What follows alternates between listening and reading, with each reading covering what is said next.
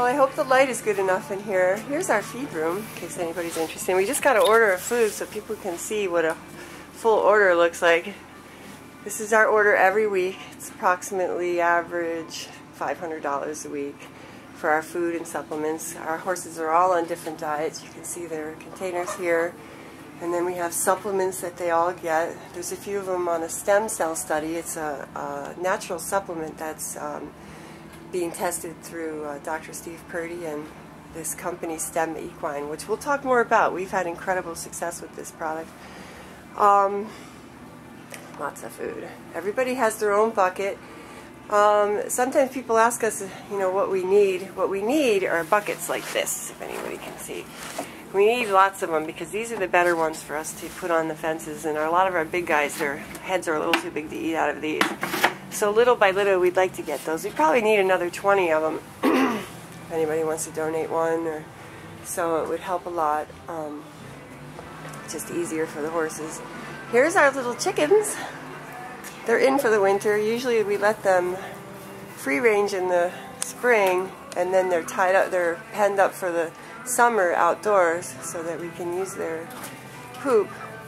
They're all happy and warm in here for the winter, laying eggs for us. And here we have the wonderful Miss Peg. Peg! Good morning, Peg. Let's see if she'll talk to us for a second. Peggy, I love you. How about you say good morning to your friends? Peg! Peg! Peg, anybody could read her story. She's the Wonder Filly, we like to call her. She's come through more things than any horse should have to go through. And she continues to grow strong and proud and beautiful. She's kind of grouchy to her equine friends, but she loves her human friends, and especially she loves her mom, Sally. Peg, can we just see your face for a second? Excuse me. Just 1 second. Peg. Well, guess not. She does what she wants. And the famous Huey Con. Huey, another one who's been through way more than anybody should go through. Huey's lame. He's on our stem cell study and he's gotten great improvement. His canker has completely healed, which is really promising, and his lameness is little by little going away. He doesn't live in pain anymore. He used to lay down 70% of the time because he was in so much pain, and I was advised to put him down, and he's very young, and I wanted to give him an opportunity, if I could, to have some kind of life, because he's such a wonderful horse, and he loves life, he loves to eat, he loves friends, and he's a beautiful warm blood Oldenburg. Huey! Huey, can I talk to you for a sec? How come nobody wants to say good morning? Huey, good morning. Good morning, my love. Lots of people love Huey. He's their favorites, but especially Amy Shumway. She's dedicated so much time to Huey, retraining his muscles and how to walk healthy, and Huey only really knows how to be lame. He's about 5 or 6 this year, and he's been lame since he's about 2, so his muscles don't really know anything but lameness. And here is the famous Bud Man, the whole reason that we created this project to begin with. Hi, Bud. I see you're all licking up your food. Good morning, Bud. Say hi to all your Philly friends. Bud was the much beloved carriage horse from Philadelphia. All my carriage driving friends know how special he is. He's had some challenges. He now deals with idiopathic epilepsy, which is why he had to be retired. Otherwise, Bud probably could have worked his whole life. He loved his job. He was extremely professional. He worked 18 years giving tours in Philadelphia full time. What a wonderful, wonderful horse. He's made thousands and thousands of friends, and he probably could do that tour in all the different languages if he could talk, because he's that experienced in the most famous historic mile in America, in Society Hill and National Park in Philadelphia. We love Bud a lot, and he's the one, when he got sick, that inspired us to look into what's going on with horses, and working horses in particular, and try to do something useful and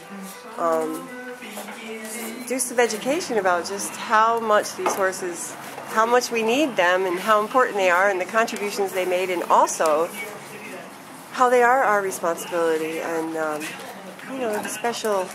specialness about giraffes in particular, and how they really do like to be with us, and they love having a job, and they can be anywhere that we are.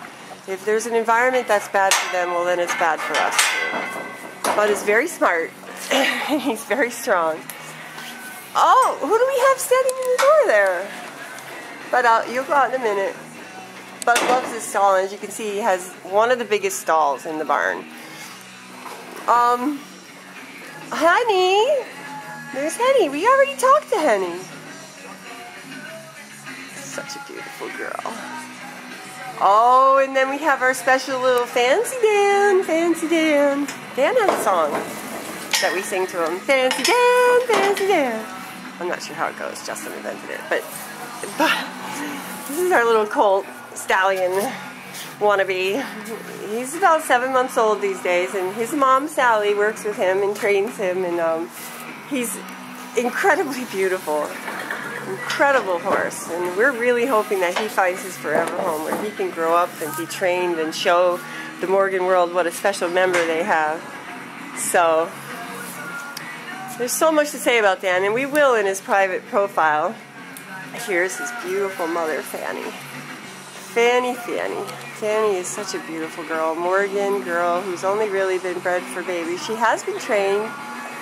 She was once owned by the famous Doug Ray, and they bred special Morgans and Bay State Morgans, and she was donated to the University of Massachusetts for their breeding program. She's now retired and here with us. UMass downsized their equine department, and they had around 70 horses, and I think they went down to about 35. So a couple of them ended up here, Fanny being one of them.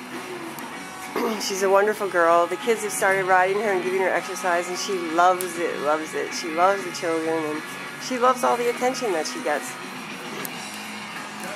Here's Urkel, the turkle, Urky Turkey. He recently got stepped on by Tom and survived it. He has a broken toe, but he'll be fine. He came to us a little while ago. He loves the horses. In fact, he was grooming Tom when he got stepped on, and Tom didn't see how close his little toes were because Tom was very gentle and kind with him. So he's here recovering. Hi, Turkle. Hi, you want to say hi to all our friends? Nice boy. He's such a nice boy. You see, he turns blue when you talk to him and give him lots of love. He reflects it back in his blue colors. Hi, Urkel. It's good to see you. How's your toe today? Oh, okay, it's still a little broken. I know, it's a little broken. All right. And then we have Buford. Hi, Buford. Buford is one of the 3 that came to us. Severely underweight, hungry, sad, depressed. He's putting on weight slowly but surely. He's also in the stem cell project or study with Dr. Purdy to see if that supplement could help him. He has put on a couple 100 pounds, but we'd like to see him put on a lot more. He hasn't done as well as Manny. But he'll be up for adoption as soon as he gets back to his old self. He's a wonderful riding horse. He's about 20 years old. Wonderful personality, like all Appies have. Probably lived to be about 100. So, you've met a lot of them. See here now they're all being turned out. So in the morning they all get tied up and fed, and this happens twice a day, again in the evening. It gives us an opportunity to handle the horses and have them understand that we're here to take care of them, and they're given lots of space to recover when they're psychologically hurt, so that they can learn to trust us and understand that we are here to care for them. Most of the horses on this farm have grown so accustomed to their handling here that they're just loving, open, beautiful horses. They don't really have any problems with being handled at all. We have lots of children that come and work with them, and lots of adult volunteers, and we're all volunteers. One of the beautiful things about Blue Star is that it is truly a community-run rescue. There are those of us that live on the farm, but all of us volunteer our time and resources to try to make sure that these horses get what they deserve and need, and to make sure that people get an opportunity to understand how important they are in our lives. You know, recently I was talking with a friend of mine about what horses can do for us in this day and age, and you know, in the past 6,000 years they've helped us build our civilizations, in the Western civilization anyway, and they've given everything of themselves to do that, and maybe this time, in these days, they can help us build our fragmented and disconnected selves. Maybe they can help us do that hard incredibly hard work and take that journey to go inward and discover what our limitations and feelings and blocks are, so that we can become the noble human beings that we were born to be. You know, the Creator didn't make any mistakes, and we can be better when we can do better by our horses, by our animals, by our children, for our environment. And the horses teach us how to be that without using words. They teach us in their very being and in their presence.